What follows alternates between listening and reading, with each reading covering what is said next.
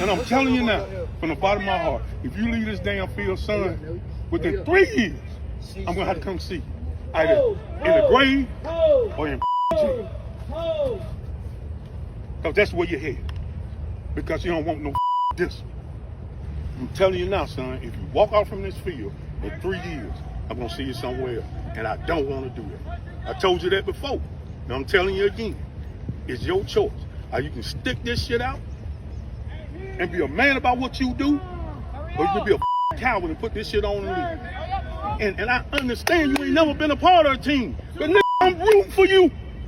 Look at me, man. I'm rooting for you. I pray for you every night. Out of all these kids, I pray for you. Because I don't want to see you out there, boy. You got so much in you. So much. You don't even recognize it. Can't lose, you can. I can't. I fight for you all the time. When you wasn't here, I prayed for you, dude. And I mean that from the bottom of my heart. If you ain't never thought a man love you, I love you. And I ain't just talking about for this goddamn football team either. That's the last thing I think about. I'm gonna follow you all the way through high school. I'm gonna make sure you get the way you get. But you can't quit on me, man. You can't quit on me. Man, playing youth football was just some of my favorite memories growing up as a kid. It taught me so much about character, about getting things done, about teamwork. To me, football is a lot like life. And I think that's why you see a lot of great relationships blossom out of football, especially with coaches and players.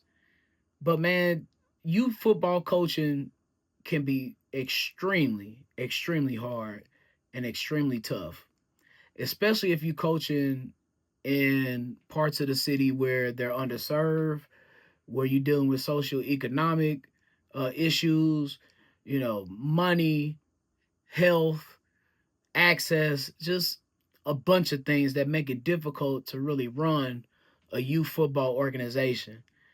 And I want to say that I got max love for anybody donating their time, their money, their energy, their sweat, their emotions to youth football and youth coaching with these kids. Because a lot of the kids and the ones that I have coached in the past, they need it. This is sometimes youth football is the only structured environment that some of these boys are in. That's hard to believe, and it's hard to see if you're not from that type of community. But other than school, and then like a lot of times in school, they don't even respect, the discipline there. But with football, it's different because you can't help but bow down to respect the discipline that football requires you to have to play it. To even step on the field, you require a certain amount of discipline with football. And so for all the father figures and coaches, I know how tough that life can be. And then we're not even talking about the real life issues that some of these kids have to deal with. We're talking about being neglected. We're talking about being malnourished. We're talking about not having the right structure around you, not having the right adults around you, not having the right leaders around you. And I'm not blaming any singular parent or anybody in particular. But I just really want to take this time to just kind of salute and show love to all the youth football organizations and all the youth football coaches who are taking time out of their schedule and their family to help these boys, because a lot of these things that they're learning from you and through football, they're not going to learn in any other atmosphere, through any other circumstance other than this. Hell, I still remember most of my coaches from my teams.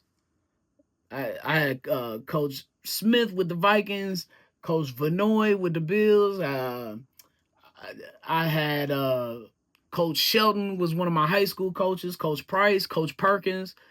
And to this day, when I see some of these guys out, now I haven't seen a lot of them, but I have seen Coach Perkins, who was my final high school football coach. still got a great relationship to this day. And that goes with the teammates and all the other assistant coaches that come along with football too, man. So that, I mean, it's like that with most sports, with all sports. But with football, it's a little different. I think you're a little closer with football. You just get a certain bond that you develop with the football team, man. And the importance of just having these male role models in a young boy's life is so instrumental into the development of young men and learning how to navigate life.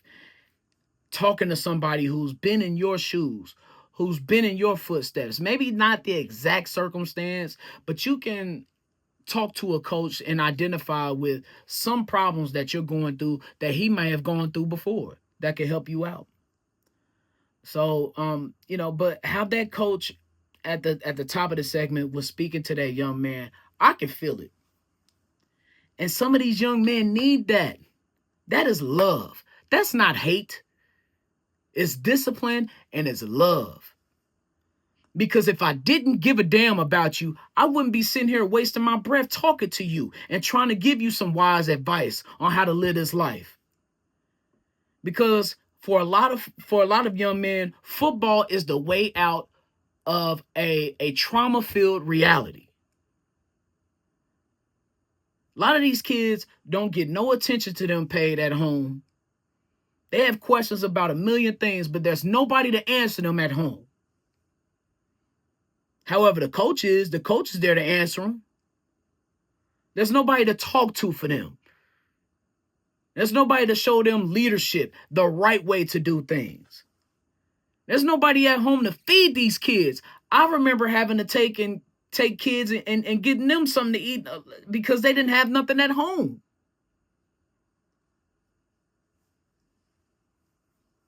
Imagine playing a full football game when you're a kid and going home with nothing to eat. Are we serious? But that's the reality that some of these kids go through. And some of these kids, when they go through football, they get loved on, they get poured into, they get congratulated. They probably ain't never been congratulated for nothing in their life. So football can provide so many things for kids. Camaraderie, friendships, bonds, encouragement, positivity, discipline, structure, so many things, dog. Love, fear, respect, and discipline. That's what tough love means to me. And if you ain't had no tough love, man, chances are you may need a little bit.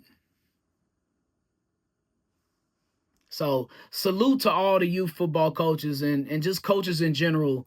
You are doing a thankless job, but a necessary job.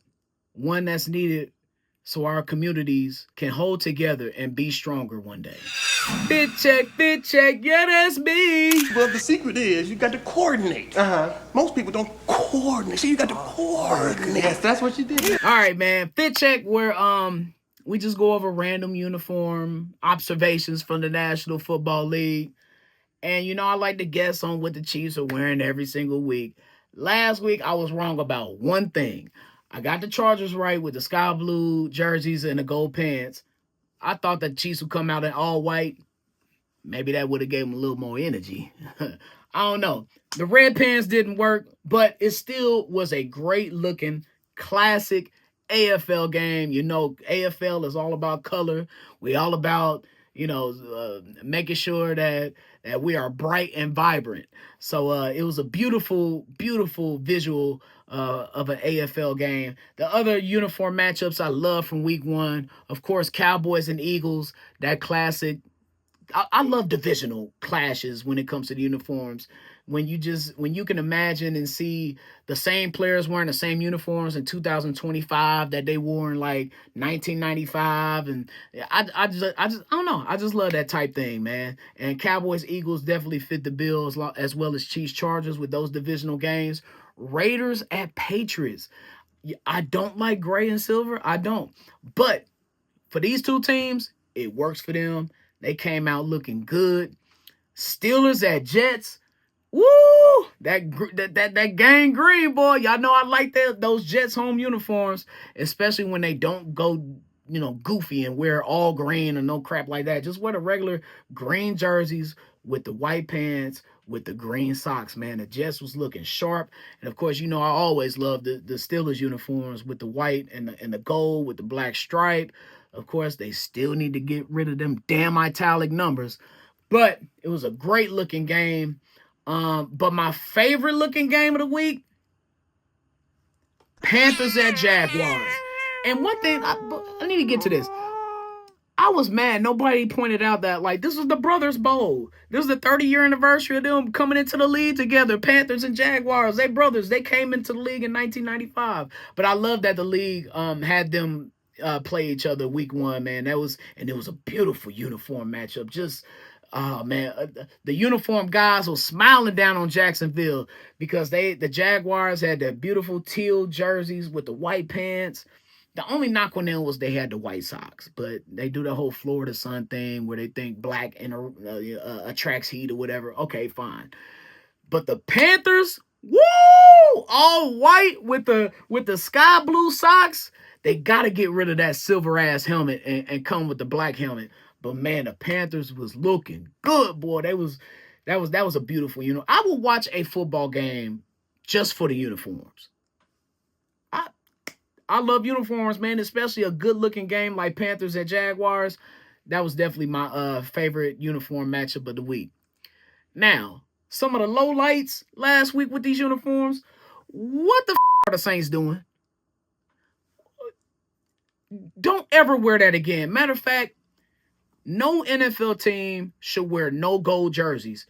It don't work for the Saints. It didn't work for the Jaguars. I think the 49ers came out in some old goofy-ass gold uniforms one time. And people are begging for the Chiefs to wear gold jerseys? Hell no! Absolutely not. No. Saints, don't ever wear that combo again. Broncos all orange. Yes, it was very vibrant and very AFL looking. I'm just not a fan of orange at all. Yuck. Ugh. The Seahawks gray pants. Didn't like those either. I get it. The Seahawks just got to go back to the classic regular blue and green uniforms that they had in the 90s, bro.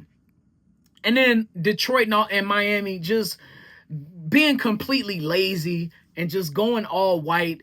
God, Detroit has some of the best uniforms in the league, and they always want to wear either all white or all blue, just looking goofy every week. What are you doing? Miami, y'all just need some new uniforms, period. Wearing all white is so lazy to me. I don't get it. Speaking of all white, that's what the Eagles will probably come marching in the Arrowhead in, wearing the white jerseys with the white pants and the white socks. I could see them wearing some black pants, but it's early in the season. It's probably going to be a little warm, so they're thinking, we go all white. Chiefs, of course, we're going our classic, beautiful red home jerseys, white pants with the gold, white, and red stripe. You know how we do in Chiefs Kingdom, baby. Shut up, Brian. All right, that's the pod for the week. I done took up enough of your time, man. Make sure that you hit up Foolish Club Media, rate, subscribe, and review at Apple Podcasts, Spotify, and on YouTube. And, of course, while you're sticking to that YouTube page, make sure you head on over to the Be Shynin page and hit the subscribe button so you can check out all my content, Hustling and Shine in the Morning, mixes, beats, and everything else I have going on in this brain and Brian's World. Of course, Brian's World drops every single Wednesday on YouTube. Marching on to week 2 in the National Football League. 0-2 Patrick Mahomes Chiefs? That don't even sound right. Chiefs get the dub this week, man. I'm calling it. And with that being said, I cannot wait for the pod next week. Until then, Kansas City, be a blessing. And Chiefs Kingdom, mount up! Shut up.